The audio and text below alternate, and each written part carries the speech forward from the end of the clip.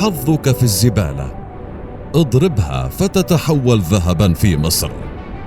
هي ملخص قصة شاب مصري فقير يقول عن نفسه: جربت حظي في الزبالة، أي القمامة، وإذ بها تتحول على يديه لذهب وتدخله نادي الأثرياء بدخل يتجاوز 3 ملايين دولار سنويا، إضافة لوضعه في قائمة أكثر الشباب تأثيرا في العالم.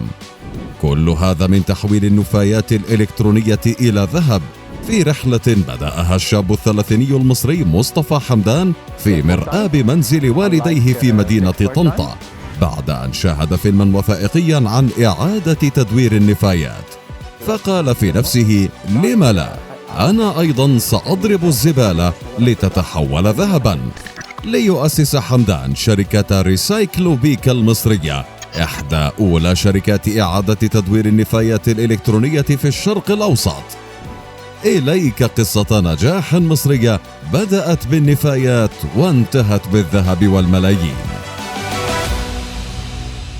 من الجامعة لمجتمع الزبالين. في عام 2011 كان مصطفى حمدان الشاب المصري الفقير الذي يدرس في كلية الهندسة بمدينة طنطا على بعد 90 كيلومترا شمالي العاصمة القاهرة، جالسا على أريكة منزل أهله يشاهد فيلما وثائقيا عن إعادة تدوير النفايات الإلكترونية، قبل أن يقفز إلى باله فكرة تحويل القمامة إلى ذهب، حين أدرك أن هناك كثيرا من الإمكانات في استخلاص المعادن من اللوحات الرئيسية لأجهزة الكمبيوتر الماذر بورد، مثل الذهب والفضة والنحاس والبلاتينيوم. فكانت أولى خطواته الاشتراك مع 19 طالبا من الجامعة في مسابقة للأعمال الحرة كانت تحمل اسم إنجاز، وبلغت قيمة جائزتها 10,000 دولار. بعدها فكر حمدان في مسألة تأسيس شركته الخاصة، رغم أنه كان في أوائل العشرينيات من عمره، إلا أنه نجح بتأسيس شركة ريسايكلو بيكا المصرية في مدينة طنطا، لتكون أولى شركات إعادة تدوير النفايات الإلكترونية في الشرق الأوسط، إذ كانت حينها صناعة تفكيك وفرز نفايات أجهزة الكمبيوتر مزدهرة في أوروبا والولايات المتحدة، لكن لم يكن يزاولها أحد في الشرق الأوسط.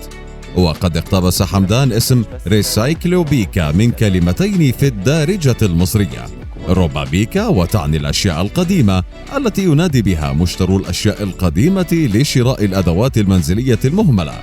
ورغم أن حمدان بدأ مشروعه في عام 2011 وقت اندلاع موجات الاضطرابات المسمى الربيع العربي، لكنه وجد طريقة للترويج لتجارته عبر نشر إعلان في قسم الشركات بموقع التجارة الإلكترونية الشهير علي بابا، ليفاجأ بعد فترة وجيزة بتلقيه أول صفقة عمل لريسايكلو بيكا، عندما طلب مشتر في هونغ كونغ 10 أطنان من نفايات الأقراص الصلبة. حينها لم يكن يعلم حمدان حتى من أين سيجمع كل هذه الكمية، ما حدا به الانتقال إلى القاهرة عله يجد نفايات إلكترونية يمكن إعادة تدويرها، مستفيدا من 17 مليون شخص يخلفون 15 طنا من القمامة يوميا بالقاهرة.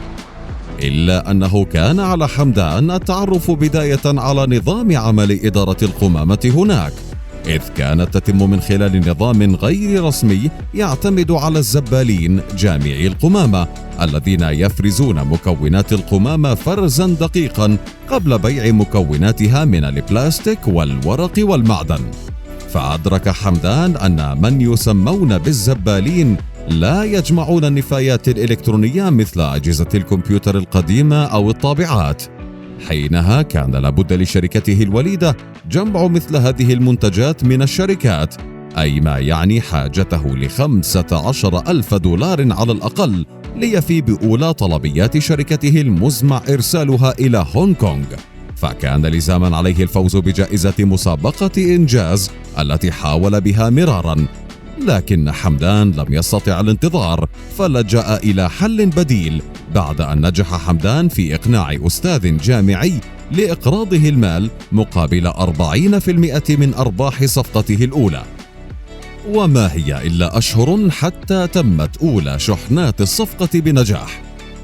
ولأن النجاحات لا تأتي فرادى، تمكن حمدان أيضا من الفوز بجائزة مسابقة الأعمال الحرة، ما وسع نشاطات ريسايكلوبيكا وقدرتها على تأمين الاستثمار، إضافة للحصول على 120 ألف دولار من مستثمرين مصريين شهيرين هما خالد إسماعيل وحسين الشيخ، اللذان يشغلان الآن مقعدين في مجلس إدارة الشركة. لتتوسع الشركة بالفعل حتى أصبح حمدان يدير 4 مخازن في أنحاء مصر، حيث يجمع فيها النفايات الإلكترونية من الشركات صديقة البيئة التي يعمل معها. لم يتوقف طموح حمدان عند هذا الحد، بل سافر إلى هونغ كونغ لدراسة نشاط شركات إعادة تدوير النفايات في المنطقة الصينية، ما جعله يدرك ضرورة تغيير طبيعة ريسايكلوبيكا التي كانت تقتصر على جمع المواد الإلكترونية القديمة وشحنها إلى المشتري. إلا أن حمدان علم أنه في حال قام بتكسيرها إلى أجزاء وفصل عناصرها ثم بيعها إلى شركات أخرى لصهرها واستخلاص عناصر على حدة، سيضاعف أرباح الشركة عشرات المرات. فأنهى حمدان صفقة هونغ كونغ ووقع عقدا مع شركة تفكيك ألمانية. وبحلول عام 2013 اقتربت ريسايكلوبيكا من إبرام صفقة استثمار مع شركة ألمانية أخرى، لكن أحلامه بدت أنها ستتبدد جراء الاضطرابات السياسية، خاصة بعد أن خسرت شركته معظم استثماراتها. لكن رائد الأعمال المصري اجتاز العاصفة مجددا من خلال البحث عن شركاء بدلاء في أنحاء المحيط الأطلسي، وحينها جاءت الفرصة بعرض من شركة دايناميك ريسايكلينج ومقرها ولاية ويسكونسن مع بنود أفضل للدفع. كما عقد حمدان شراكة مع موقع جوميا للتسوق الإلكتروني للسماح للأفراد بالتجارة في نفاياتهم الإلكترونية مقابل قسائم لشراء المنتجات.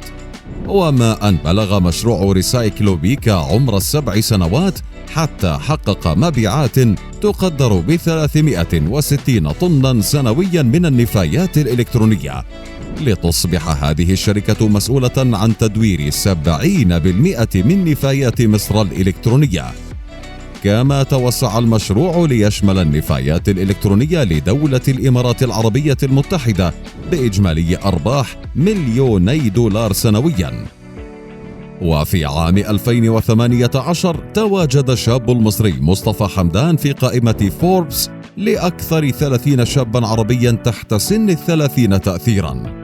واليوم يعمل في شركة حمدان العشرات وربما المئات، وتبيع شركته نفايات إلكترونية بقيمة تقترب من $3 ملايين سنوياً.